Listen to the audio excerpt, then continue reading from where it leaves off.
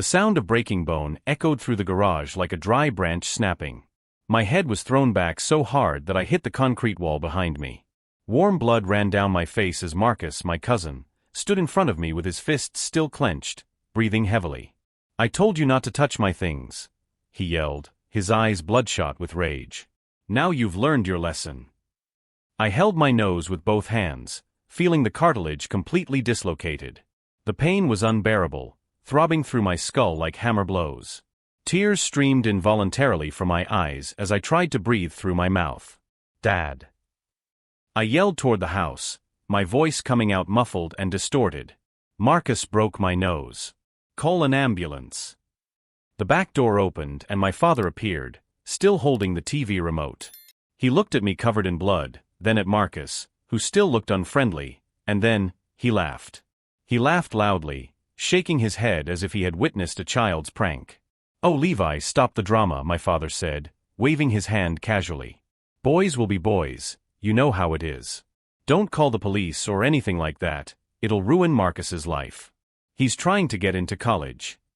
My name is Levi, I'm 22 years old, and at that moment I felt like the world had turned upside down. Not just because of the physical pain that cut through my face like razor blades, but because of the devastating realization that my own father was prioritizing my attacker's future over my safety. Marcus smiled with satisfaction, knowing he was protected. He wiped his fists on his t-shirt and walked calmly to the front door, passing my father as if nothing had happened. "Go wash your face and stop crying," my father continued, shrugging. "It's just a broken nose, it's not the end of the world. And before you do anything stupid, remember that Marcus lives here because his parents went through a difficult situation. He's practically my son too." I stood there, blood dripping onto the garage floor, processing what I had just heard. My cousin had just brutally assaulted me because I borrowed a screwdriver from his toolbox to fix my bike. And my father was more concerned with protecting Marcus's college future than taking me to the hospital. But while they thought I was broken and humiliated, something very different was happening inside me. A calculating coldness I didn't know I possessed began to take shape. If you're enjoying this story of overcoming adversity and justice, don't forget to subscribe to the channel to follow how a simple assault would become the catalyst for a revelation that would change our family forever. Because what none of them knew was that I had kept much more than just tools in my bedroom drawer. 3 hours later, I was sitting in the emergency room of the municipal hospital, still wearing my blood-stained t-shirt, waiting to be seen. I hadn't called an ambulance as my father had sarcastically suggested. I had driven there alone, with a towel pressed against my face and my vision blurred by involuntary tears. The nurse who attended to me asked the usual questions. "How did it happen? Who did this? Do we need to call the police?" "It was an accident," I lied, staring at the floor. "I hit my face on a door." She looked at me with that expression health professionals develop when they know you're lying but can't force the truth out of you. She just shook her head and continued writing in the chart. While I waited for the x-rays, I thought about Marcus.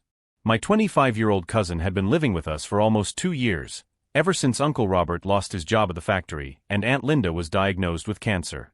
What was supposed to be a temporary arrangement had become permanent, with Marcus occupying the guest room as if he were the rightful heir to the house. Marcus had always been trouble. As a child, he would break my toys on purpose during family gatherings. As a teenager, he spread rumors about me at school, saying that I still wet the bed at 15.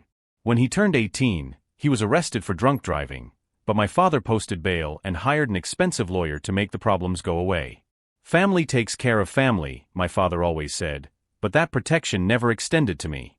Now, living in our house, Marcus had become even more audacious. He ate my food from the refrigerator, borrowed my car without asking, and brought girlfriends to sleep in the room next to mine. When I complained to my father about the noise during an important college exam, he laughed and said, "Oh, Levi, you're just jealous because you can't get a girlfriend." The doctor confirmed what I already knew, a simple fracture of the nasal bone, without severe displacement. I wouldn't need surgery, but it would take weeks to heal completely. He prescribed painkillers and gave me a list of post-trauma care instructions. "Are you sure you don't want to file a police report?" he asked, carefully examining my face.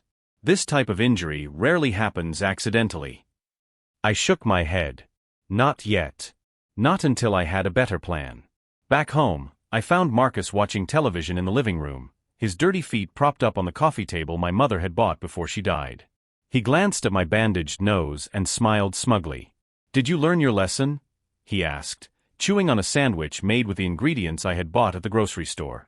My father was in the kitchen, preparing dinner as if nothing had happened. When he saw me, he waved casually. "How's your nose, son? Did the doctor say anything important?" "It's broken," I replied, keeping my voice neutral. "It'll take a few weeks to heal." "Oh well, these things happen," he said, stirring the pasta sauce. "Marcus told me you were play fighting, and things got out of hand. Boys will be boys, right?" I glanced at Marcus, who was now smiling openly, knowing he had created his own version of the facts. A version my father would gladly accept because it was more convenient than facing reality. At that moment, something crystallized in my mind. It wasn't just about the broken nose. It was about years of preferential treatment, years of excuses, years of being the least favorite son in a house that was supposed to be mine too. Marcus didn't know it, but I wasn't the helpless kid he used to bully anymore.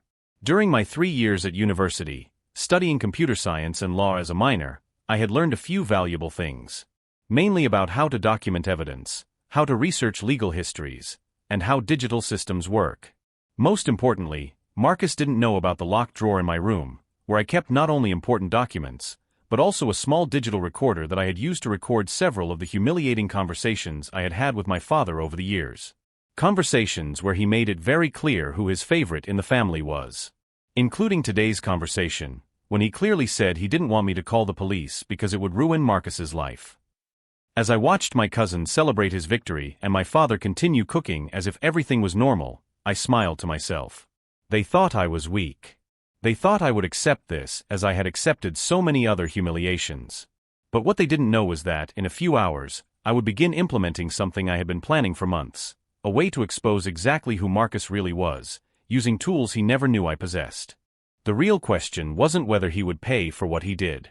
The question was how long it would take for the whole truth about our dysfunctional family to come out. In the days following the incident, Marcus became an even more intoxicating version of himself. It was as if breaking my nose had unleashed something primitive inside him, a thirst for domination I had never seen so explicitly. On Monday morning, I woke up to loud music coming from his room at 5:30 a.m. When I went to complain, I found the door open and Marcus working out shirtless, sweating and screaming along with an aggressive rap playlist. "Sorry, cousin," he said, without stopping his push-ups. "I'm getting ready for the police academy physical.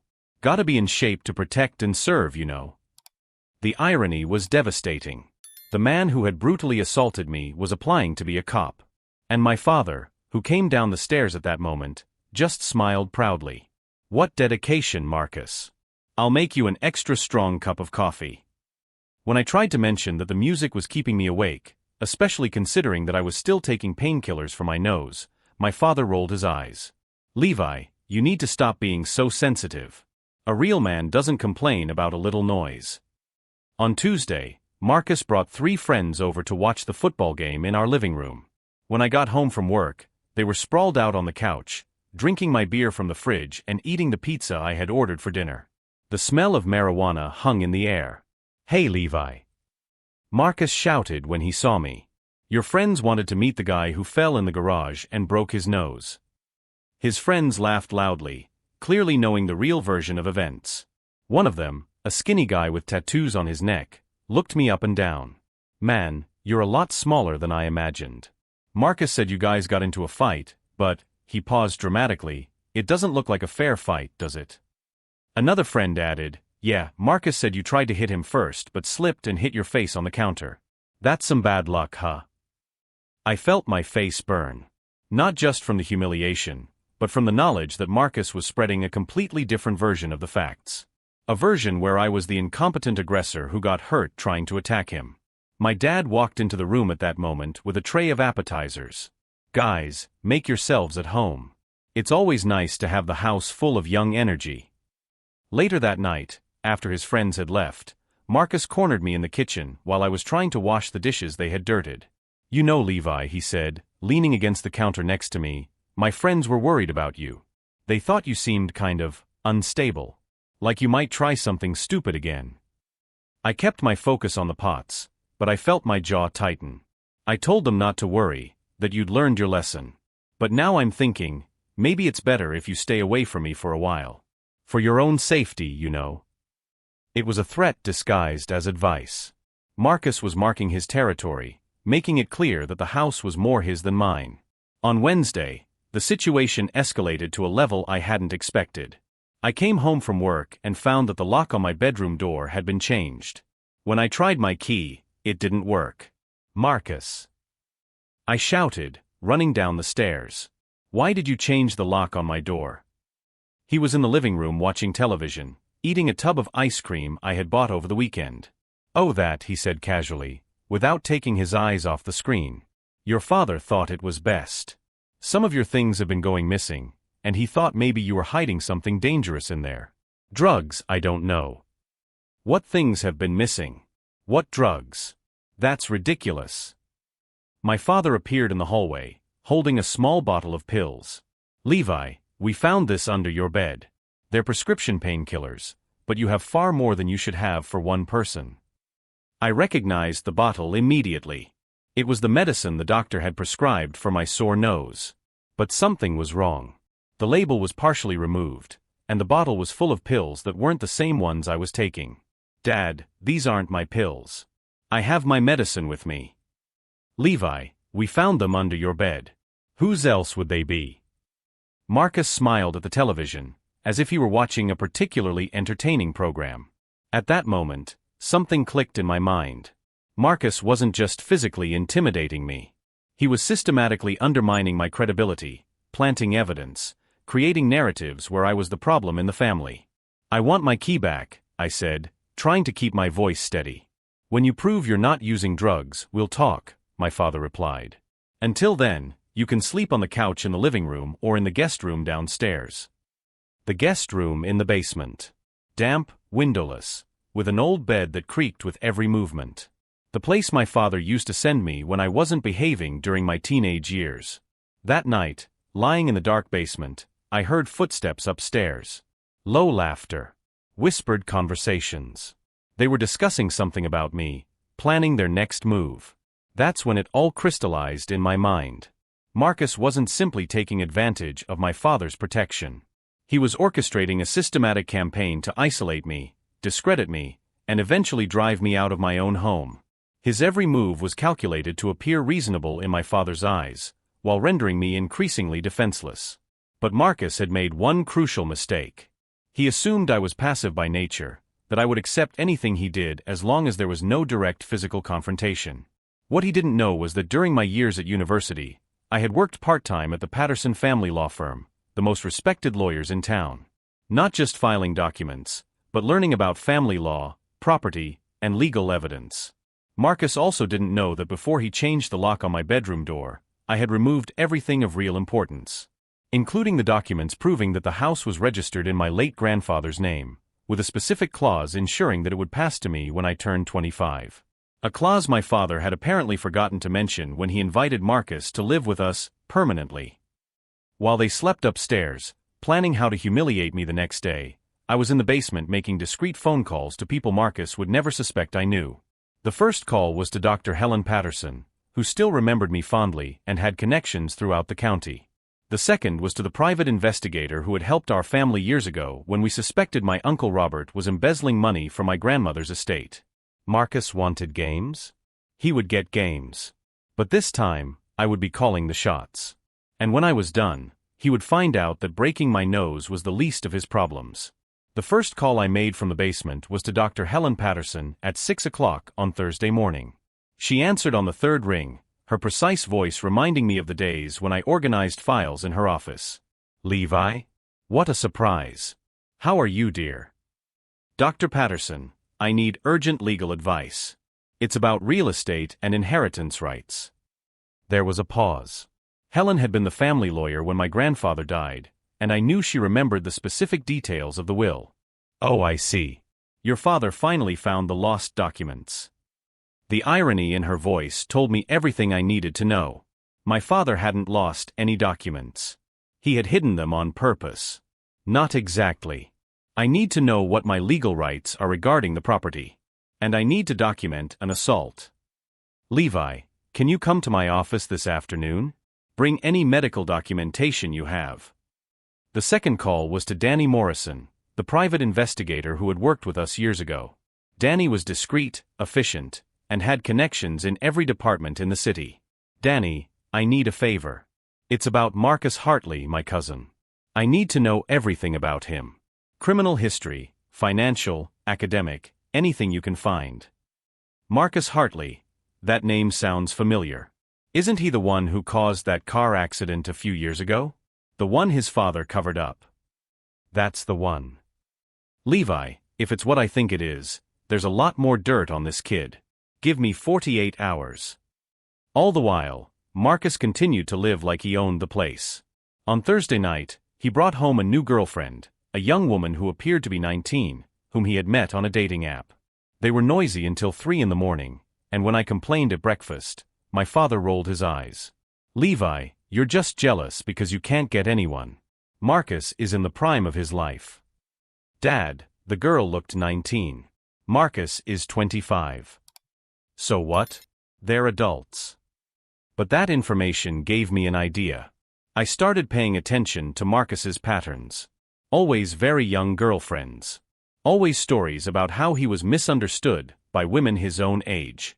Always bragging about how he could impress inexperienced girls. On Friday, I went to meet with Dr. Patterson. Her office was exactly as I remembered it. Mahogany bookcases filled with legal codes, diplomas on the walls, a commanding desk where justice was served with surgical precision. Levi, let me be blunt, she said, examining the medical documents I had brought with me. You have a solid case for assault. But tell me, what is your real goal here? I want Marcus out of my house. And I want my father held accountable for what he did. She smiled, not a happy smile, but the kind of smile lawyers give when they see a winning strategy. Your grandfather's will was very clear. The property passes to you when you turn 25, or immediately if you can prove that you are being physically threatened in the residence. Your father had temporary guardianship, but he never had legal possession. 25. I'd be 23 in 2 months. And if I proved the assault? With medical documentation and maybe a recording of your father's refusal to call the police? The property would be transferred immediately. I have the recording. Her eyes lit up. Then you have a decision to make, Levi. Do you just want the house, or do you want complete justice? What do you mean by complete justice? Danny called me last night. Your cousin's record is impressive.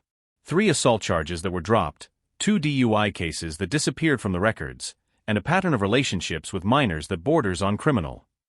My blood ran cold. Underage. I can't prove anything, but Danny found records of several reports to social services that were filed away. Always girls between 16 and 18. Always with similar stories about coercion. At that moment, I thought of the 19-year-old girl Marcus had brought home. How many others had there been before her? If you're enjoying watching justice being served step by step, subscribe to the channel to see how small clues turn into devastating evidence, I muttered to myself as I processed the information. Dr. Patterson, I want to do this right. Completely legal, completely documented. Then we'll need more than just your word. We'll need Marcus to incriminate himself. She handed me a small device that looked like a cell phone charger. High-quality digital recorder. Completely legal if used in your own home. I need you to document not only the assaults, but any conversation that reveals his pattern of behavior. That night, I returned home with a determination I hadn't felt in years.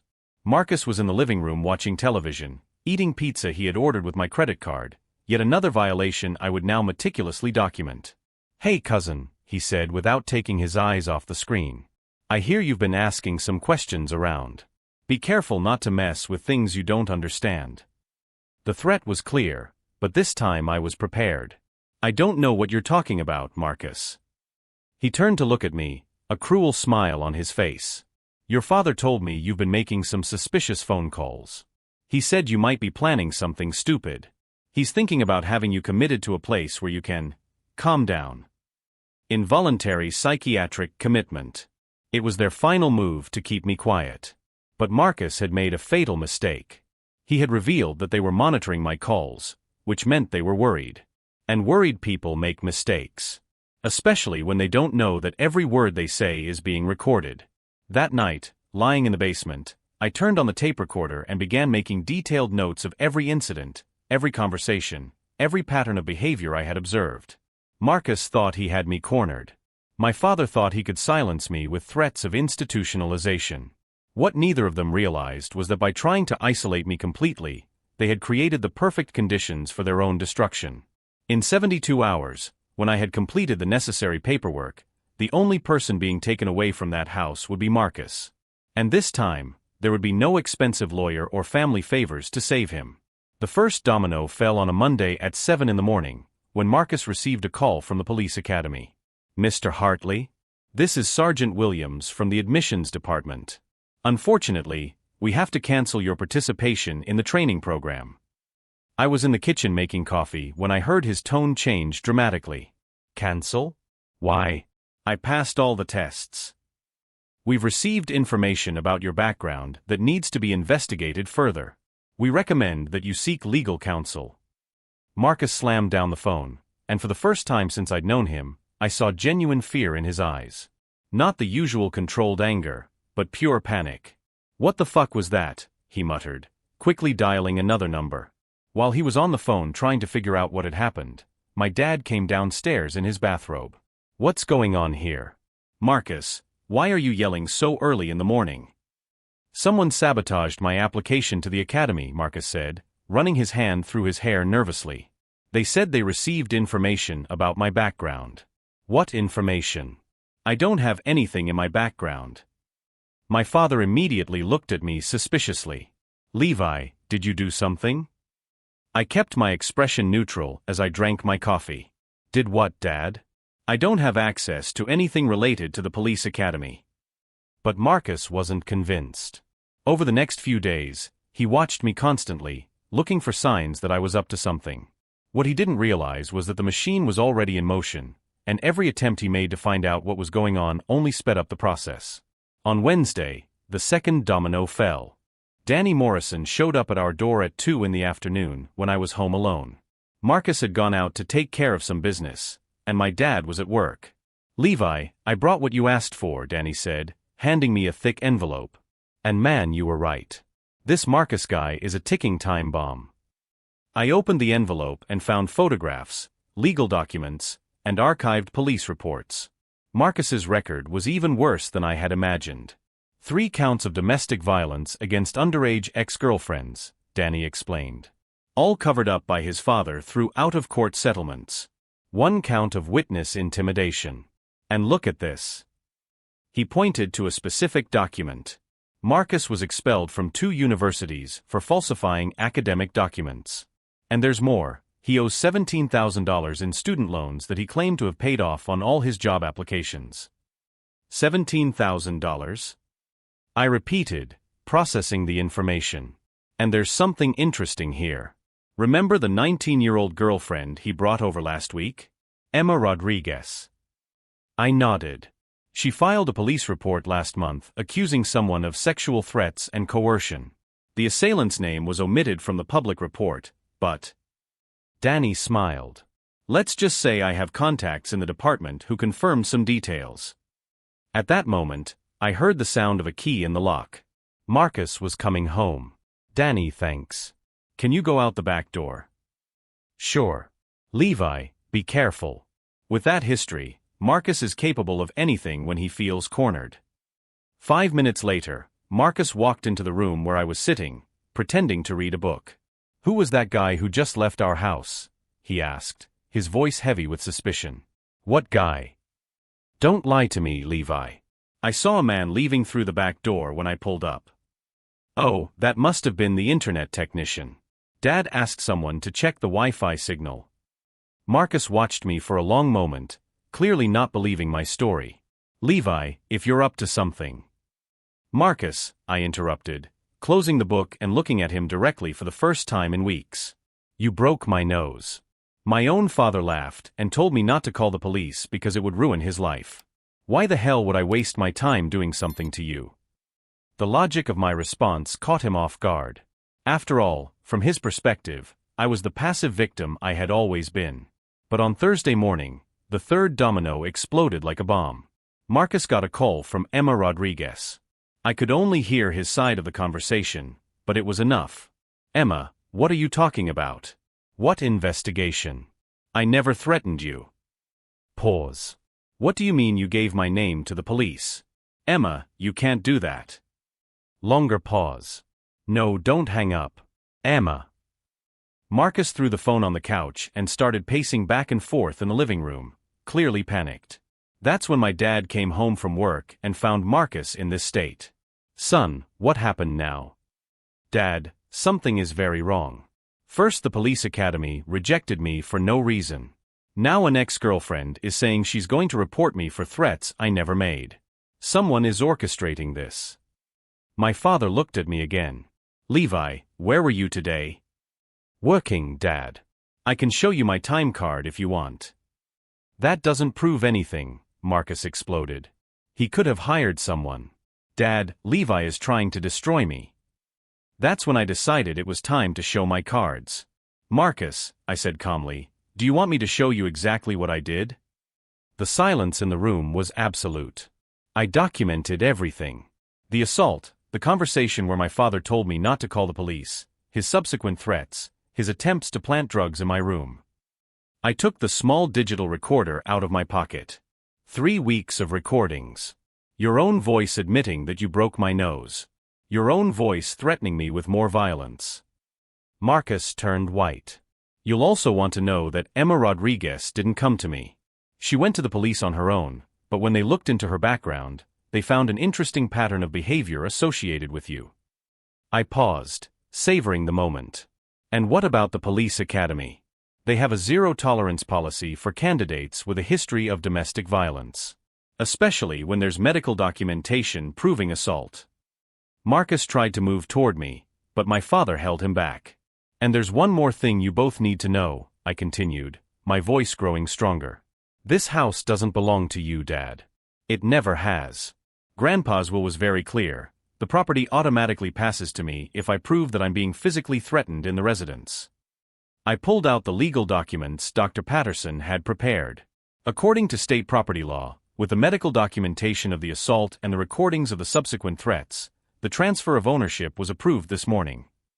Marcus and my father looked at me as if I had grown a second head. You have 72 hours to get out of my house. Marcus finally exploded. You manipulative little worm. You set this up. You.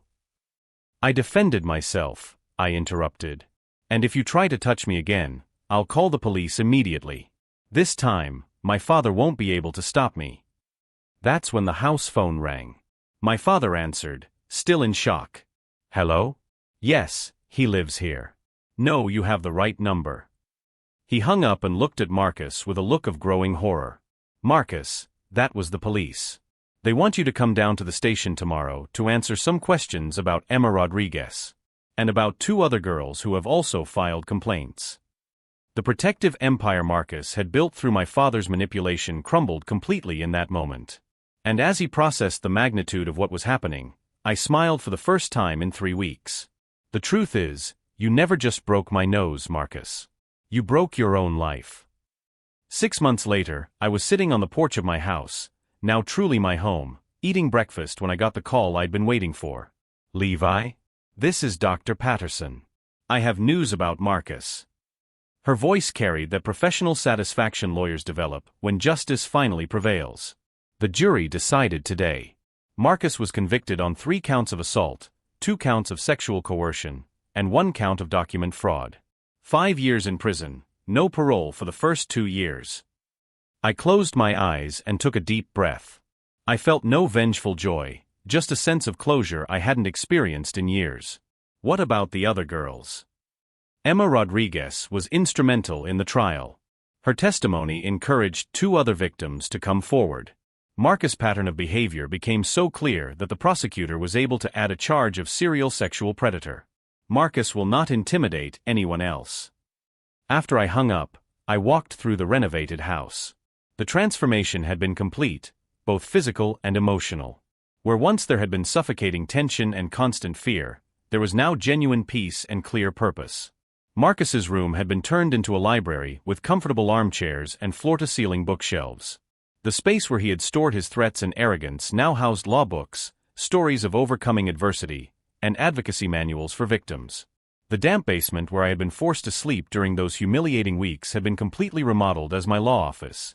Yes, I had resumed my law studies with a specialization in domestic violence victim rights. Danny Morrison stopped by for coffee a few weeks after the conviction.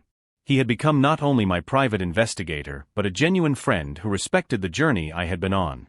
"Levi, you need to know what happened after Marcus was arrested," he said, stirring sugar into his coffee. Apparently, in jail, he tried to intimidate other inmates the same way he did at home. It didn't go well.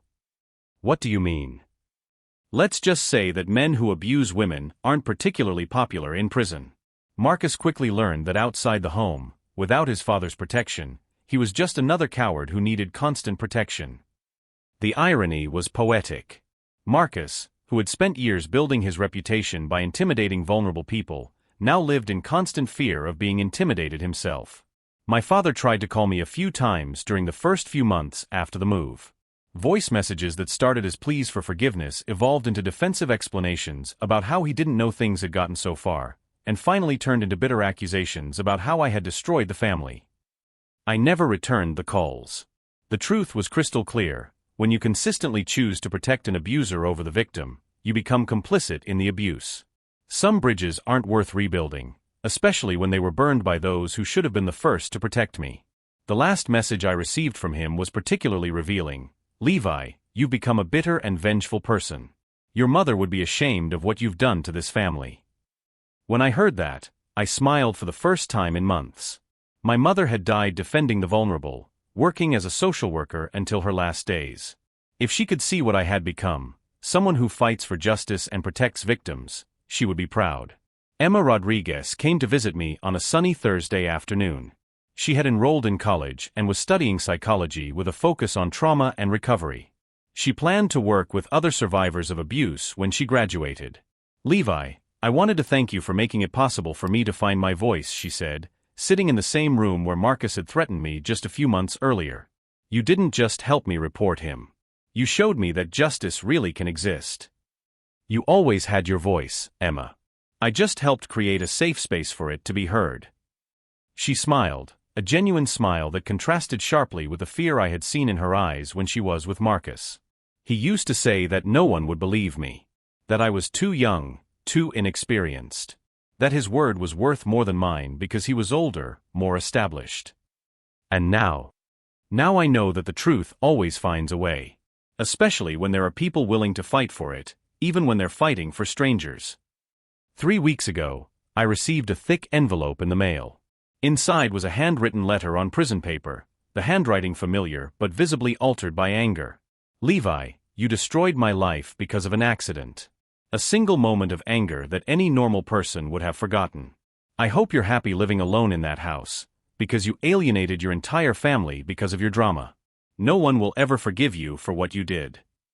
There was no signature, but I immediately recognized Marcus's handwriting. I folded the letter carefully and placed it in a folder with all the other evidence. Not as a war trophy, but as a reminder of the importance of documenting the truth. Marcus still didn't understand. To him, breaking my nose had been an accident, a moment of anger that I should have gotten over. He genuinely believed that I had destroyed his life over a minor incident, unable to recognize the systematic pattern of abuse that he represented. Last week, Danny called me with updates on my father. "Levi, your father is living in a trailer park across town. He lost his job at the factory after the story spread among his co-workers. Apparently, no one wanted to work with someone who had systematically covered up for an abuser." "How is he doing financially?" "Struggling. Without the house as collateral, he can't get credit. And without positive references from his last job, he's having a hard time finding new work. I hear he's doing odd carpentry jobs when he can." "And emotionally?" "Bitter. Angry. He tells anyone who will listen that you're an ungrateful son who destroyed the family out of revenge." "But Levi," Danny paused. "People aren't buying his story. When you explain that a father chose to protect the abuser over the victim, his narrative quickly falls apart." I hung up the phone and went back to my studies. My father had made his choices decades ago. Now he was living with the natural consequences of those decisions. The law firm where I work as a paralegal specializes in domestic violence cases because of my experience. Dr. Patterson offered me a permanent position, and together we help other victims navigate the legal system with dignity and strength. This morning, as I got ready for another day representing survivors, I looked in the bathroom mirror. The same mirror where I had seen my broken and swollen nose 8 months ago. The scar was still there, a thin line across the bridge of my nose. But instead of reminding me of humiliation, it reminded me of transformation. It wasn't a mark of victimization, but a symbol of resilience. Marcus thought breaking my nose would break me. My father thought laughing at my pain would silence me forever. They were both fundamentally wrong. The pain didn't destroy me. It forged me into something stronger and more determined. The injustice didn't defeat me. It taught me to fight for justice with precision and purpose. And the devastating feeling of being alone against a family that was supposed to protect me didn't isolate me. It showed me exactly who I really was when all the social masks fell away and only the truth remained. Yesterday, I received a call from a 19-year-old woman whose boyfriend had broken 2 of her fingers in an argument. Her family was pressuring her not to file a police report because it would ruin his future in engineering.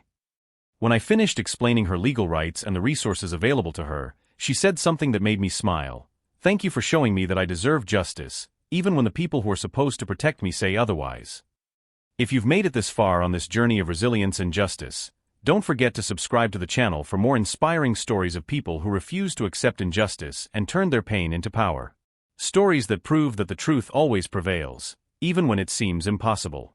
Because in the end, it doesn't matter how many times they try to break us, silence us, or convince us that we deserve less than justice. What really matters is how we choose to rebuild ourselves and what we do with the strength we find in the process. When I look in the mirror today, I no longer see the helpless victim of a broken nose at the hands of a violent cousin protected by an accomplice father. I see a survivor who has learned that true strength does not come from never falling, but from always getting up with more wisdom, more compassion, and more determination. Marcus broke my nose in an afternoon of uncontrolled rage. But I broke the cycle of violence that had corrupted our family for generations. And when other victims come to me looking for hope, I can look them straight in the eye and say with absolute certainty, justice exists. And you deserve every drop of it. That is the only victory that really matters.